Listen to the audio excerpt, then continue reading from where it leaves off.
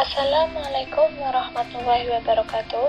Perkenalkan, nama saya Aulia Ziyadatul Ilmi, NIM 2019-12-144 dari kelas Komunikasi Bisnis 3C. Di sini saya akan menjelaskan tentang proses penulisan pesan bisnis atau perencanaan. Sebelum melangkah lebih jauh, kita harus dapat memahami pengertian dari perencanaan pesan-pesan bisnis terlebih dahulu. Perencanaan pesan-pesan bisnis adalah suatu langkah strategis bagi pencapaian tujuan suatu organisasi secara menyeluruh dan merupakan salah satu faktor keberhasilan komunikasi. Komunikasi yang efektif merupakan kunci untuk berhasil, dan proses penyusunan pesan bisnis juga merupakan faktor yang sangat penting. Proses komposisi dibagi menjadi tiga. Yang pertama, plan atau perencanaan. Dalam fase perencanaan atau planning phase, dipikirkan hal-hal cukup mendasar seperti yang akan menerima pesan, ide pokok atau main ide, pesan-pesan yang akan disampaikan, dan saluran atau media yang digunakan untuk menyampaikan pesan. Yang kedua, komposisi atau komposisi dan organisasi erat kaitannya dengan penyusunan atau pengaturan kata-kata, kalimat, dan paragraf. Hal ini menggunakan kata-kata yang sederhana, mudah dipahami, dimengerti, dan dilaksanakan oleh si penerima. Yang ketiga, revision atau revisi. Setelah ide dituangkan dalam kata-kata, kalimat, dan paragraf, perhatikan apakah kata-kata tersebut telah diekspresikan dengan benar. Seluruh maksud dan isi pesan harus ditelaah kembali apakah sesuai dengan apa yang direncanakan sebelumnya atau tidak. A. Perencanaan pesan bisnis. 1. Penentuan tujuan. Mengapa tujuan harus jelas? Dengan tujuan yang jelas, maka akan membantu pengambilan beberapa keputusan, di antaranya sebagai berikut. A. Keputusan untuk meneruskan pesan.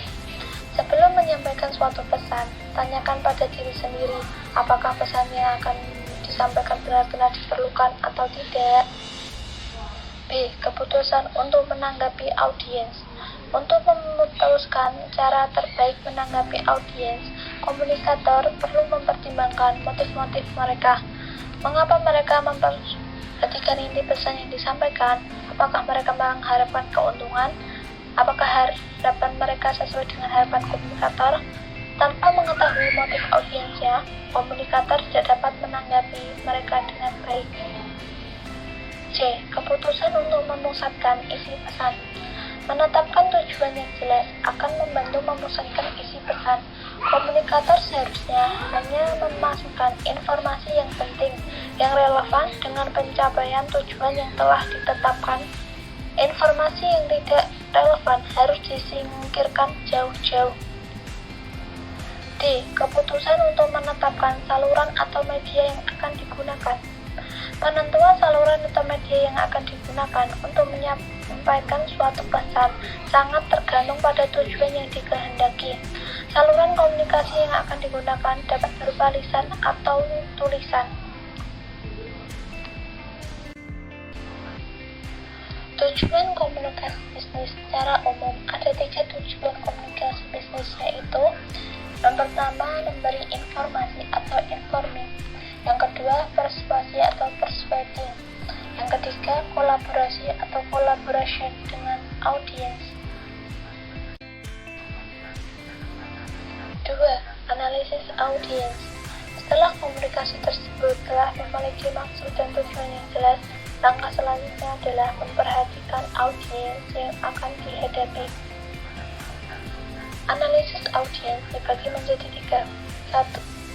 Cara mengembangkan profil audiens. Yang kedua,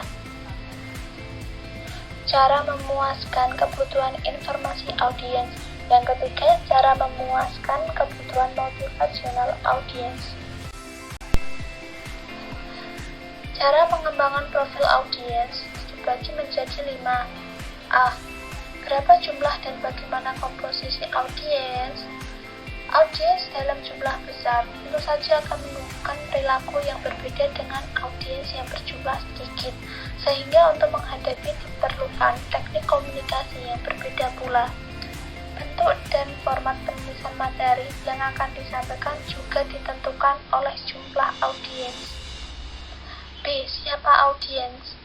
Bila audiens yang dituju lebih dari satu orang komunikator perlu mengidentifikasi siapa di antara mereka yang memegang posisi kunci atau posisi yang penting, seperti mereka yang memiliki status organisasional tinggi.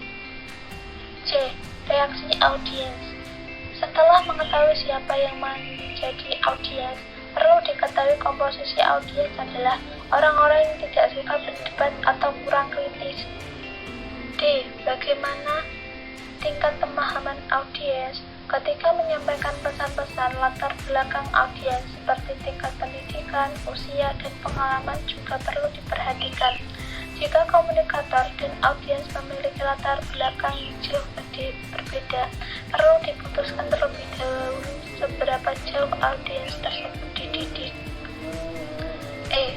Bagaimana hubungan komunikator dengan audiens? Jika komunikator adalah orang yang belum pernah kenal oleh audiens harus dapat diyakinkan sebelum presentasi disampaikan. Komunikator dengan penampilan yang meyakinkan akan membuat audiens termotivasi untuk mendengar dan menyimak pembicaraannya sehingga pesan dapat tersampaikan dengan baik. Cara memuaskan kebutuhan informasi audiens.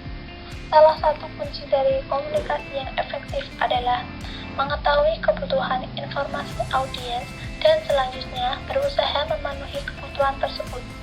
Ada 5 tahap yang diperlukan untuk memenuhi kebutuhan audiens, yaitu 1. Temukan atau cari yang diinginkan oleh audiens. Yang kedua, antisipasi terhadap pertanyaan yang tak diungkapkan. Ketiga, berikan semua informasi yang diperlukan. 4. Yakinkan bahwa informasi tersebut akurat. 5. Tekankan ide-ide yang paling menarik bagi audiens. Memuaskan kebutuhan motivasional audiens. Yang pertama, pendekatan rasional. Pengertian rasional sendiri adalah suatu pola pikir di mana seseorang bersikap dan bertindak sesuai dengan logika dan nalar manusia. B. Pendekatan emosional adalah pendekatan yang dilakukan melalui rangsangan verbal maupun non-verbal serta melalui sentuhan-sentuhan emosi atau perasaan. Misalnya melalui rangsangan verbal seperti ceramah, sendirian, pujian. Sedangkan rangsangan non-verbal seperti untuk perilaku, bersikap, dan perbuatan.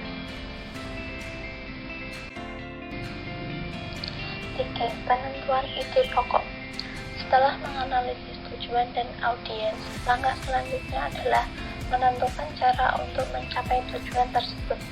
Topik dan ide pokok merupakan dua hal yang berbeda. Topik adalah subjek pesan yang luas, sedangkan ide pokok adalah pernyataan tentang suatu topik yang menjelaskan isi dan tujuan dari topik tersebut sehingga dapat diterima oleh audiens. 4. Seleksi saluran dan media. Pesan-pesan bisnis harus sesuai dengan situasi yang ada. Ide-ide dapat disampaikan melalui dua saluran, yaitu saluran lisan dan tulisan. Pilihan mendasar berbicara dan menulis tergantung pada tujuan dan maksud pesan audiens dan karakteristik dari dua saluran komunikasi tersebut. Saluran lisan dapat digunakan apabila 1. Anda menginginkan umpan balik langsung dari penerima. 2. Pesan relatif sederhana dan mudah diterima. 3. Anda tidak memerlukan catatan permanen. 4. Anda dapat mengumpulkan pendengar dengan mudah dan ekonomis. 5. Anda ingin mendorong interaksi untuk memecahkan masalah atau mencapai keputusan. 1. Saluran komunikasi tertulis tepat digunakan apabila 1. Anda tidak memerlukan umpan balik langsung. 2. Kesan terinci, kompleks, dan memerlukan perencanaan seksama. 3. Anda membutuhkan catatan permanen yang dapat dibuktikan. 4. Anda mencoba menjangkau penerima dalam jumlah banyak dan tersebar secara geografis. 5. Anda ingin meminimalkan distorsi yang terjadi jika pesan disampaikan secara lisan dari orang ke orang. Sekian penjelasan yang sudah saya sampaikan. Apabila ada tutur kata yang salah, mohon dimaafkan. Wassalamualaikum warahmatullahi wabarakatuh.